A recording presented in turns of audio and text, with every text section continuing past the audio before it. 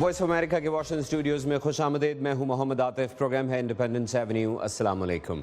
पाकिस्तान की supreme court ने रवां हफ्ते सलमान तासीर कत्ल केस में मुजरिम मुमताज़ कादरी की सज़ा को बरकरार रखते हुए दहशत गर्दी की दफ़ात को भी निकालने से इनकार कर दिया। यानी जो लोअर कोर्ट का फ़ैसला था जिसमें दहशत गर्दी की दफ़ात को निकालने का हुक्म दिया गया था, सुप्रीम कोर्ट ने उसको रीइंस्टेट किया और साथ ही 2 मरतबा सज़ाए मौत को भी बरकरार रखा। जो तफसील हमारे पास आई फ़ैसले के बाद, उसमें जजेस का जो पैनल था जस्टिस खोसा की सरबराही में, उसने एक मुख्तसर फ़ैसला सुनाया और कहा कि किसी भी फ़र्द वाहिद को ये हक़ हासिल नहीं है कि वो ख़ुद से इस किस्म के किसी भी मामले में, ऐसे किसी केस में ख़ुद ही किसी को एक्यूज़ करे या किसी के एक्यूज़ करने के बाद कोई भी शख्स ख़ुद से फ़ैसला करे। उन्होंने कहा कि किसको क्या सज़ा दी जाएगी और कौन मुजरिम है या नहीं है, इसका फ़ैसला कोई फ़र्द वाहिद नहीं कर सकता। इसका फ़ैसला अदालतें करेंगी और आईने पाकिस्तान करेगा। बहरहाल हमने इस फैसले पर भी बात करनी है, इससे जुड़े मज़ीद मौज़ूआत पर भी बात करनी है। आज के प्रोग्राम में हमारे साथ जो शुरका हैं, हमारे मुअज़्ज़ज़ मेहमानों में शामिल हैं जनाब सुन्नी तहरीक के सरबरा जनाब सरवत एजाज़ कादरी साहब। सरवत साहब, thank you very much for being with us. हमारे साथ मारूफ कानूनदान, सुप्रीम कोर्ट की लॉयर, इंसानी हुकूक की बहुत ही नामवर अलमबरदार जनाब अस्मा जहांगीर साहिबा शामिल हैं। हमारे साथ आइए रहमान साहब भी शामिल होंगे, ह्यूमन राइट्स कमीशन पाकिस्तान से। और इसके साथ साथ हमारे साथ मौजूद हैं जमाते इस्लामी लाहौर के जनरल सेक्रेटरी जनाब फरीद पराचा साहब। हम प्रोग्राम में एक और गेस्ट भी लेंगे आगे चल के, प्रोफेसर अंजुम जेम्स पॉल। ये जनाब all Pakistan minorities teachers association के चेयरमैन हैं और इनसे हम कुछ बात भी करेंगे क्योंकि ये माइनॉरिटीज़ को रिप्रेजेंट करते हैं, इसलिए इनसे भी बातचीत की जाएगी। प्रोग्राम का आगाज़ मैं करना चाहता हूँ सरवत एजाज़ कादरी साहब के साथ। सरवत साहब, आप इस फैसले को किस तरह देखते हैं? क्या समझते हैं कि ये फैसला क्या दुरुस्त है या गलत? बिस्मिल्लाहिर्रहमानिर्रहीम। सबसे पहले आपका शुक्रिया, और दूसरा ये कि आपने यकीनन अभी जो अपनी गुफ्तगू फरमाई उसमें आपने काफ़ी चीज़ों का जिक्र किया। हम ये समझते हैं कि असल में कानून में जब तक डिले होगा, इंसाफ वक्त पे नहीं मिलेगा, तो इस वजह से ये हालात वाक़यात जन्म लेते हैं। जहाँ तक रहा मामला इसमें इसका 295C का, तो इस सिलसिले में यकीनन हम ये समझ रहे हैं कि ये तमाम उलमा इकराम, तमाम फुक़हा की ताउन से पार्लियामेंट के तमाम नुमाइंदों ने मिलकर ये एक बिल तैयार किया 295C जी। अब यकीनन इसके अंदर अगर हम समझते हैं कि कुछ मिसयूज़ है या कोई ऐसी चीज़ें हैं, तो वो उसका राइट भी उसी पार्लियामेंट को, उन्हीं इस्लामी नजरियाती काउंसिल आपके पास मौजूद है जहाँ तमाम मकतब फिगर के फुक़हा वहाँ मौजूद हैं, उन्हीं की राय और मुशावरत से कानून तैयार किया गया। कादी साहब, कानून पर तो डिबेट नहीं हो रही, डिबेट तो ये हो रही है कि मुमताज़ कादरी ने कानून को अपने हाथ में लेते हुए एक शख्स का कत्ल किया। आइन की मौजूदगी में, अदालतों की मौजूदगी में मुमताज़ कादरी को ये हक़ हासिल नहीं था कि वो ख़ुद से सलमान तासीर साहब का कत्ल करता, जिन पर यह इल्ज़ाम था कि वो तौहीन रिसालत के मुर्तकिब हुए हैं। जी, मैं उसी तरफ आ रहा हूँ। 295C का जिक्र मैंने सिर्फ इसलिए किया कि सलमान तासीर साहब जो उस वक्त के गवर्नर थे, उन्होंने वहाँ 295C पे अपने कमेंट्स पास किए कि ये काला कानून है, इस काले कानून को मैं नहीं मानता, और बल्कि बहुत ही ग्रेवे जुमले और अल्फाज इस्तेमाल किए उन्होंने उलमा और फुक़हा के बारे में, जिन्होंने मिलकर ये कानून बनाया था, जिन्होंने इस कानून को इम्प्लीमेंट हुआ, पार्लियामेंट से पास हुआ और ये एक हिस्सा बना। तो उन्होंने उसके बारे में किया। तो पहले तो कानून की खिलाफ वर्जी तो उन्होंने की, आइन की खिलाफ वर्जी उन्होंने की कि उस आइन और कानून को काला कहा जिसने तमाम फुक़हा ने, तमाम मकतब फिगर के लोगों ने मिलकर इस पार्लियामेंट ने उसे एक्सेप्ट किया था। कादरी साहब, उन्होंने ये वजाहत भी दी थी कि उन्होंने इसको इसलिए काला कानून कहा है। जी जी, आप सुन ले, फिर है ना, वो आप बार बार करेंगे तो फिर वो मैं अपनी बात नहीं कर पाऊंगा प्लीज। उसके बाद उसको जब हमने उसके थाने में दरख्वास्त दी, उसकी बात यहाँ पे लाहौर के अंदर, कि इसके ऊपर बुला लिया जाता, अगर जज साहब ये समझ रहे थे, हमने वो दरख्वास्त की اس درخواست کو ایکسیپٹ کرتے اور اس کو ان کو بلا لیا جاتا. لیکن قانون کے تحت ان کو استثناء حاصل ہے, گورنر ہوں, صدر ہوں, یا جو اس طرح کی پوسٹوں کے لوگ ہیں ان کو گورنمنٹ کی طرف سے, لہٰذا ان کو طلب نہیں کیا گیا. اگر ان سے اس پہ پوچھ لیا جاتا شاید یہ معاملات نہیں ہوتے. اور جس اس اصول پہ ہوا تھا وہ بھی ایک خاتون تھی جن کو سزا ہوئی تھی, عدالت نے سزا دی تھی اس 295C کے تحت. جب ان کو سزا ہوئی تو وہ وہاں جا کر ان سے ملتے ہیں اور اس کو جو یہ کمنٹس دیتے ہیں, آپ قانون نے دی تھی نا سزا, عدالت نے دی تھی سزا, ابھی اس کے پاس 5 عدالتیں, ابھی وہ چھوٹی لوور کورٹ سے ان کو سزا ہوئی تھی, اس کے بعد وہ سیشن جاتی ہے, پھر ہائی کورٹ جاتی ہے, پھر سپریم جاتی ہے. ان کے پاس تو وقت تھا. ہمیں ان کو ایز اے گورنر کیا ان کو اس میں انٹرفیئر کرنا تھا؟ کیا انہوں نے قانون کو نہیں توڑا؟ کیا انہوں نے آئین کو نہیں توڑا؟ کیا آئین کی خلاف ورزی انہوں نے نہیں کی تھی؟ کیا حکومت نے اس کا نوٹس لیا تھا؟ میں سمجھتا ہوں حکومت اس کی ذمہ دار ہے. حکومت کی رسپانسبلٹی تھی کہ وہ اس کی ذمہ داری لیتے اور اس کو کالا قانون کہہ دیتے. ان کے ان سے کہتے کہ یار یہ قانون ہم نے بنایا, ہمارے اداروں نے بنایا, ہماری پارلیمنٹ نے بنایا, ہمارے تمام مکتبہ فکر کے علماء فقہ نے مل کر اس قانون کو بنایا ہے. اس کے اوپر ایمان کا بھی تقاضا ہے اور اس کے مطابق اس قانون کو ترتیب دیا گیا. آپ آج تاریخ اٹھا لیجئے پاکستان کی, اس کے اندر 295C نے تحفظ دیا لوگوں کو قانون کو ہاتھ جب لیا, جب قانون میں کوئی قانون کو ہاتھ میں جب لیتا ہے, جب اس میں ڈیلے ہوتا ہے, جب جسٹس نہیں ہوتا, جب انصاف نہیں ملتا, جب اس چیز کو پینڈنگ ڈال دیا جاتا ہے, جب اس کو اگنور کیا جاتا ہے. آپ یہ کہنا چاہ رہے ہیں کیونکہ سلمان تاثیر کے خلاف کوئی عدالتی کارروائی اس وقت کی حکومت نے نہیں کی, اس لیے ممتاز قادری نے قانون اپنے ہاتھ میں لیا, اور اسی بنا پر آپ کہتے ہیں کہ سپریم کورٹ کا جو اب کا فیصلہ ہے وہ غیر شرعی ہے. وہ آئین اور شریعت کے روح کے منافی ہے. ٹھیک ہے, میں آگے چلتے ہیں. جی ٹھیک ہے, آگے چلتے ہیں. میں آسمہ جہانگیر صاحبہ کو شامل کرتا ہوں. قادری صاحب میں آپ کے پاس واپس آؤں گا. آسمہ جہانگیر صاحبہ کو شامل کرتے ہیں اسی گفتگو میں. آسمہ جہانگیر صاحبہ تھینک یو, آپ نے قادری صاحب کو سنا. وہ کہتے ہیں یہ حکومت کی ناکامی ہے, قصوروار حکومت ہے, اگر حکومت ایکشن لے لیتی تو ممتاز قادری کو یہ نہ کرنا پڑتا. میں سمجھتی ہوں یہ تو اب ایسے ہی بہانے ہیں, کیونکہ یہاں پہ جو وکیل کوئی کیس لیتا ہے اور بعد میں یہ تسلیم بھی ہو جاتا ہے اور عدالتیں بھی ان کو بری کر دیتی ہیں. میرے اوپر خود سنی تحریک کے لوگوں نے وار کیا اور بہت سارے ہمارے وکلا جو ہیں ان کے اوپر وار ہوا, ہمارے کئی وکیل مارے گئے. راشد رحمان صاحب مارے گئے, راشد رحمان صاحب, اور اس کے علاوہ بھی ایک اور وکیل صاحب بھی مارے گئے, اور بہت سارے لوگ جن کے اوپر یہ تہمت لگتی ہے صحیح یا غلط اور وہ کہتے ہیں کہ غلط ہے, ان کو مار دیا جاتا ہے. تو یہ تو قانون اپنے ہاتھ میں بڑے عرصے سے لیے ہوئے ہیں. میں گویا سزائے موت کے خلاف ہوں, اور جس طرح قادری کو بھی سزائے موت ملی, میں سزائے موت کے خلاف ہوں, مگر میں سمجھتی ہوں ان کو سزا ملنی چاہیے تھی. کسی کو یہ حق نہیں ملتا کہ وہ یہ بہانے کرے کہ جی قانون کیونکہ مجھے نہیں دیتا تو میں پھر قانون اپنے ہاتھ میں لے لوں. یعنی کہ یہاں پہ لوگوں کے بہت ساری سول لیٹیگیشن ہوتی ہے, مثلا گھروں پہ قبضے ہو جاتے ہیں, تو کیا لوگ جا کے پھر قتل کر کے اپنے قبضے واپس کر لیں؟ تو پھر اس کا مطلب یہ لا قانونیت ہے. پھر جس کے پاس زیادہ بندوقیں ہیں وہ پھر قابض ہو جائے گا. یہ میرا خیال ہے کبھی برداشت کوئی سویلائز سوسائٹی نہیں کرتی ہے.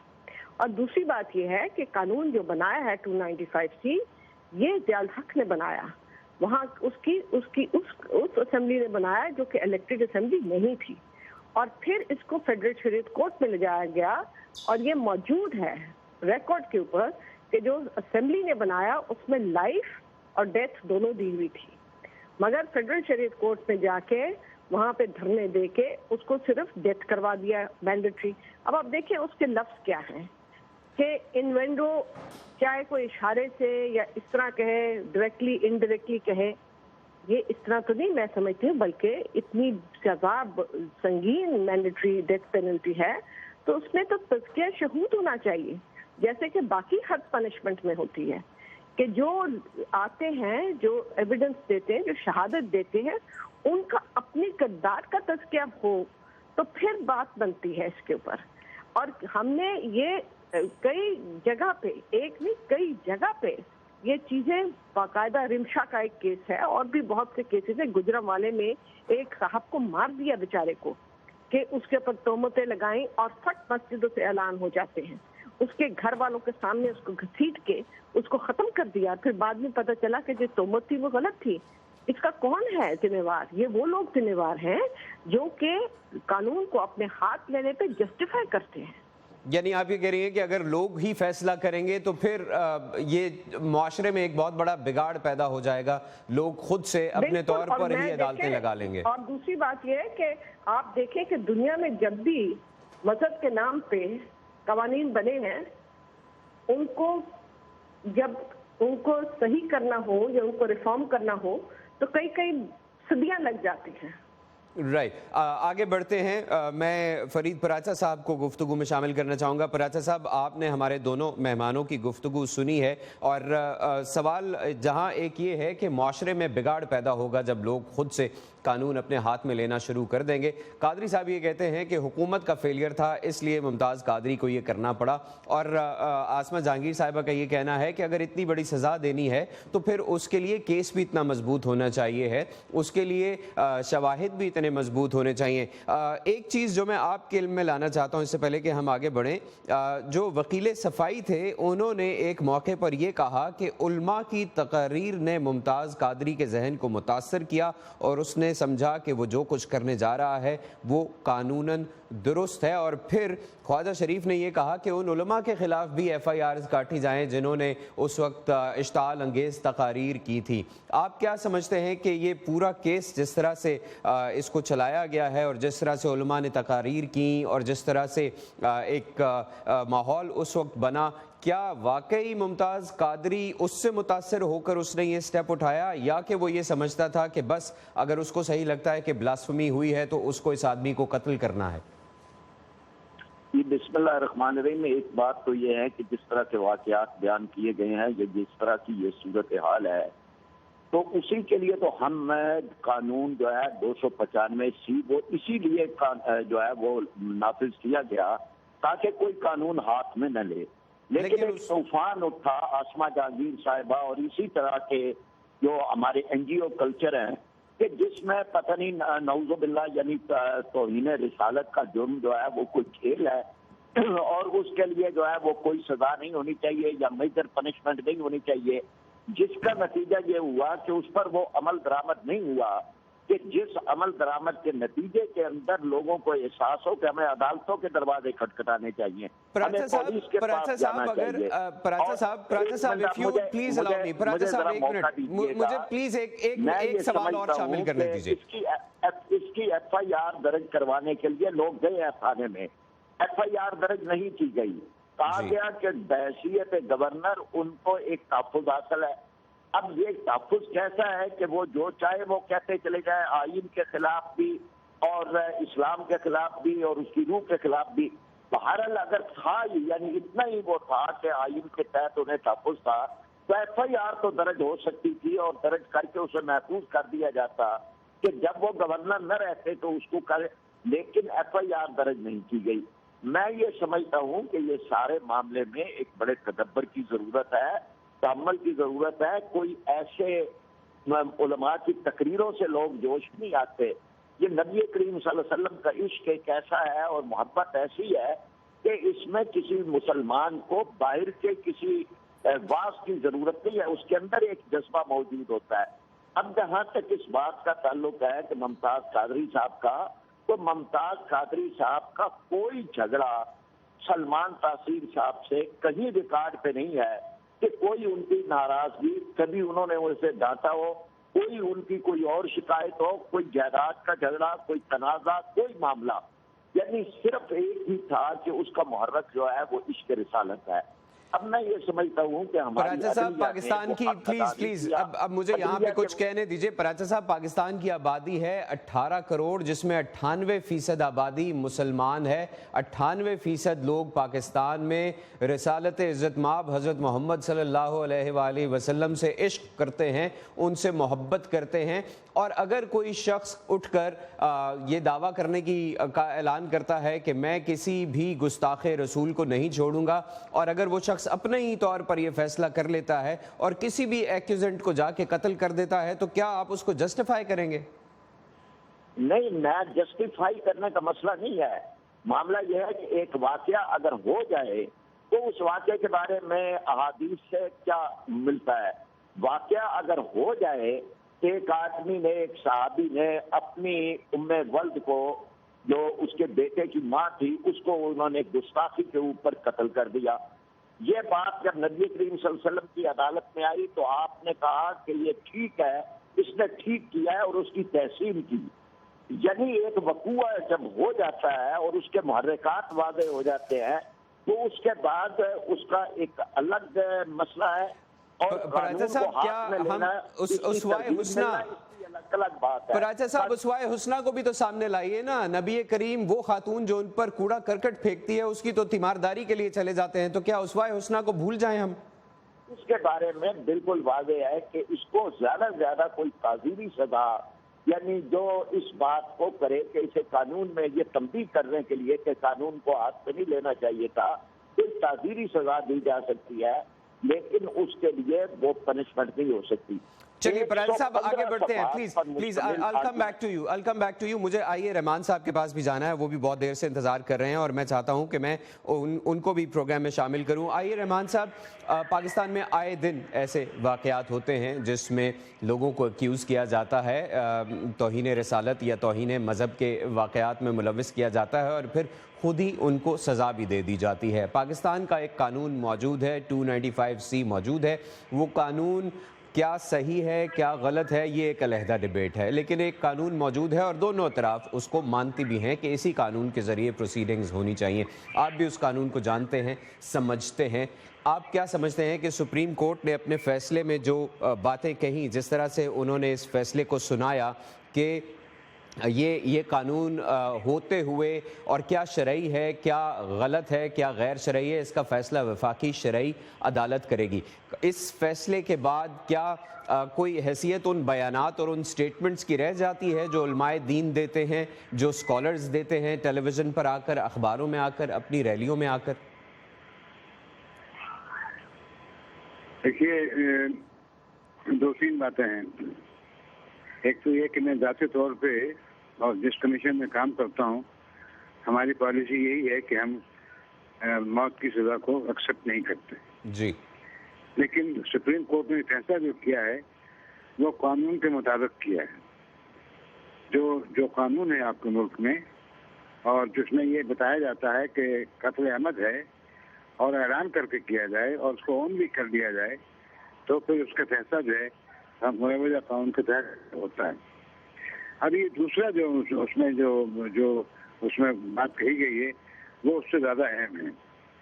وہ یہ، اور یہ پھر اس کے لیے ہم کو انتظار کرنا پڑے گا کوئی ججمنٹ کا کہ اس میں کیا دلائل دیے گئے ہیں. کیا یہی ہے کہ ہمارے ملک میں یہ عام تاثر پیدا کر دیا گیا ہے کہ اگر کسی شخص سے بدعشی صدر ہو جائے تو ہر مسلمان کا فرض ہے کہ اس کو قتل کر دے. اور اگر جی آ رہی ہے، میں سن رہا ہوں آپ کو.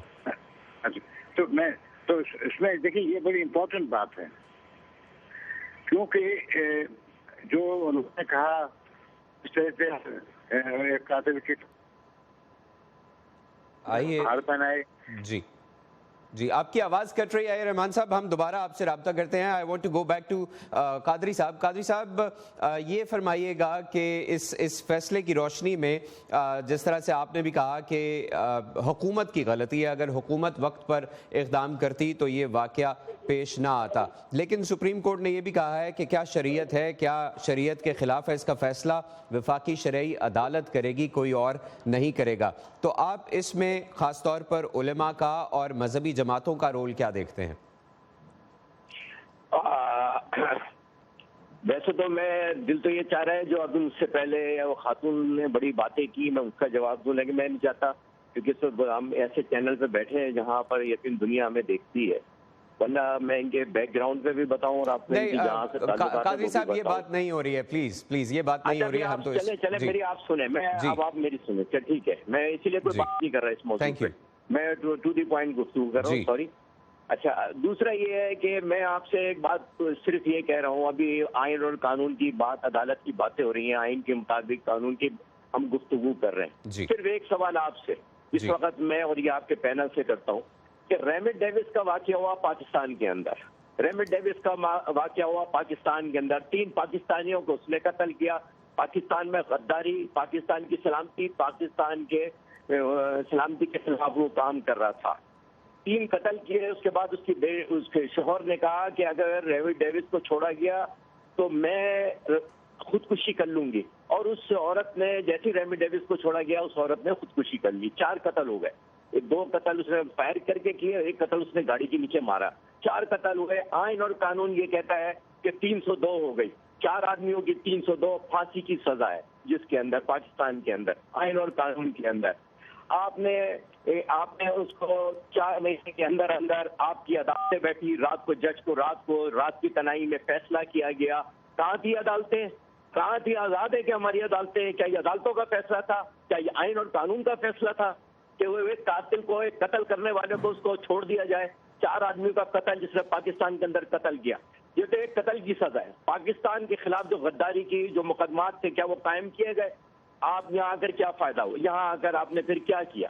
قادری صاحب میں اس کا جواب عصمت جہانگیر صاحبہ سے لیتا ہوں۔ آپ کا سوال بالکل جائز ہے کہ جب عدالتی نظام کے اوپر اس طرح کے سوالات ہوں گے، جب عدالتی نظام کی شفافیت اتنی روندی جائے گی تو پھر لوگ کیسے اعتبار کریں گے؟ عصمت جہانگیر صاحبہ، انہوں نے قادری صاحب نے ریمنڈ ڈیوس کیس کی ایگزامپل دیتے ہوئے کہا ہے کہ عدالتیں آزاد نہیں ہیں، وہ آزادی سے کام نہیں کرتی، اس لیے لوگوں کا اعتماد عدالتوں پر نہیں ہے۔ آپ کیا کہیں گی؟ دیکھیں، یہ ایک سبارڈینیٹ عدالت نے فیصلہ کیا اور میں سمجھتی ہوں غلط کیا، اور غلط کیوں کیا؟ کیونکہ ہمارے ملک میں قانون جو بنایا گیا ہے وہ ہی اس طریقے کا ہے کہ جو پاورفل ہوتا ہے وہ تو معافی لے لیتا ہے، اور یہی ریمنڈ ڈیوڈ کے ساتھ ہوا جس کے ہم خلاف ہیں۔ تو یہ کوئی عدالتوں کے فیصلے بھی تھے جو سبارڈینیٹ عدالت تھی، اور جو فیصلے کروانے والے تھے وہ بھی پیچھے ان کے بھی نظر آ گیا۔ یہ تو آپ کے اخبارات میں لکھ دیا ہے کہ کہاں کیسے یہ فیصلے ہوئے جی، اور یہ سرکاری سطح پہ فیصلہ ہوا۔ ہم بھی اس کے خلاف ہیں، ہم اس چیز کے ہی خلاف ہیں کہ اگر آپ قتل کرتے ہیں، میں سزائے موت کے بالکل خلاف ہوں، مگر یہ بھی میں اس چیز کے خلاف ہوں کہ اگر کوئی پیسے والا، رسوخ والا ہو، کسی کا انفلوئنس ہو، کوئی ڈرا دھمکا دے تو وہ زبردستی جو ہے فیملی سے معافی منگوا لیتا ہے۔ اور جو بیچارے بیٹھے ہوئے ہیں یہاں پہ جیلوں کے اندر، وہ لوگ ہیں جن کا وہ اثر رسوخ نہیں ہے، جو کہ نہ پیسے دے سکتے ہیں، نہ وہ اس قسم کا ڈنڈا بردار کر سکتے ہیں۔ عصمت جہانگیر صاحبہ، ایک سوال یہ بھی اٹھایا گیا ہے کرنی ہے اس چیز پہ۔ جی، ایک سوال یہ بھی اٹھایا گیا ہے کہ چونکہ اس کیس میں، جس کیس پر ہم بات کر رہے ہیں، گورنر تاثیر کو امیونٹی حاصل تھی، تو کیا اس قسم کے جو آئین ہیں جیسے 295C ہے، تو کیا اس میں کوئی ایسی تبدیلی ہونی چاہیے کہ اگر کوئی ایسا شخص جس کو آئین امیونٹی دیتا ہے لیکن اگر وہ فلاں جرم کرتا ہے، کچھ ایسے جرائم ہیں جن میں امیونٹی نہیں ہونی چاہیے، جیسے قتل کا اگر مقدمہ ہے، قتل کا جرم ہے، تو پھر آئین کو میری بات سنیں، امیونٹی بھی تو پارلیمنٹ نے دی ہے نا، پارلیمنٹ نے بنایا نا یہ قانون۔ جی، جیسے یہ کہتے ہیں 295 تو کیا یہ امیونٹی ختم ہونی چاہیے؟ وہ بھی پارلیمنٹ نے بنایا ہے۔ تو جہاں تک امیونٹی کا تعلق ہے وہ صرف 295C تک نہیں ہے، وہ تو دنیا میں ڈیبیٹ ہے کہ کیا لوگوں کو امیونٹی ہونی چاہیے یا نہیں ہونی چاہیے، یہ ایک لارجر ڈیبیٹ ہے۔ دوسری بات یہ ہے کہ اس طریقے سے بھی نہیں ہونا چاہیے کہ اتنا سنگین جرم جس کے اندر آپ کوئی چیز نہ دکھا سکیں، کوئی ڈیڈ باڈی نہ دکھا سکے، کوئی انجری نہ دکھا سکے، آپ ہر ایک کو یہ اختیار دے دیں کہ وہ سچا یا جھوٹا جا کے پرچہ کرا دے، اور پھر اس کے بعد ہنگامہ ایک کھڑا کر دے کہ وہ بندہ تو ویسے ہی جیتا جی مر جائے، تو یہ بھی تو ایک زیادتی ہے کہ نہیں ہے؟ صحیح، آگے بڑھتے ہیں جی۔ فرید پراچا صاحب، coming back to you. Paracha صاحب، ڈیبیٹ یہی ہے کہ کیا کسی بھی شخص کے پاس، ٹھیک ہے عدالت نے اگر اس وقت نہیں مقدمہ درج کیا سلمان تاثیر صاحب کے ساتھ کے خلاف، اور اس وقت کی حکومت نے بھی یہ اقدام نہیں کیا، تو بھی کیا ممتاز قادری کو قانون اپنے ہاتھ میں لینا چاہیے تھا؟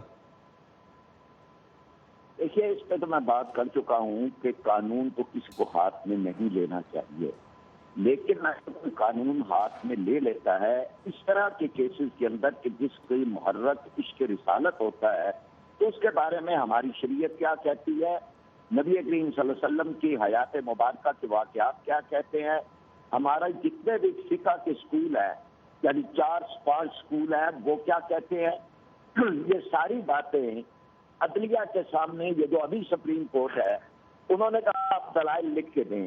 120 صفحات پر مشتمل، میں بھی اس میں شامل ہوں اس کی تیاری میں، وہ صفحات پر مشتمل سارے دلائل لکھ کے دیے گئے. عدالت نے کہا کہ یہ ہم عدلیہ کے اندر پڑھ لیں گے. آپ چلیں ٹھیک ہے، آپ نے بڑی ایک کاوش کی ہے. اس فائل کو ہاتھ تک نہیں لگایا گیا. یعنی عدلیہ نے، بڑی معزز عدلیہ ہے لیکن عدلیہ کے فیصلے وہ پبلک پراپرٹی ہوتے ہیں، یعنی انہوں نے اس کو ہاتھ تک نہیں لگایا. اتنا سینسٹیو موضوع ہے جس پہ لاکھوں افراد سڑکوں پہ آج بھی آئے ہیں اور آئندہ آتے رہیں گے، لیکن عدلیہ اس میں اس طرح سے سرسری تبصرے کر کے، اور وہ یہ سمجھتی ہے کہ اس طرح کے تبصرے کر کے اور چیزوں کو وہ اور زیادہ شکنجے کس کے تو وہ کوئی اس طرح کی چیزوں کو روک لیں گے. سوال یہ ہے کہ 295 سیٹ پر مکمل عمل درآمد ہونا چاہیے، کسی کو قانون کو ہاتھ میں نہیں لینا چاہیے، اور اگر ایسے واقعات کوئی ایک بھی ہو گیا ہے کوئی واقعہ تو اس واقعے پہ پھر عدلیہ جو ہے یا ہماری عدالتیں یا ہماری پراسیکیوشن وہ یہ بات مد نظر رکھے کہ اس کے محرکات کیا ہیں. ہر کیس کے اندر محرکات جو ہیں وہ لازمی طور پر زیر بحث آتے ہیں. وہ محرکات کی بنیاد کے اوپر پھر یہ دیکھا جائے کہ شریعت کا، کیونکہ اس کا تعلق شریعت کے ساتھ ہے، تو اس کے احکامات کیا ہیں.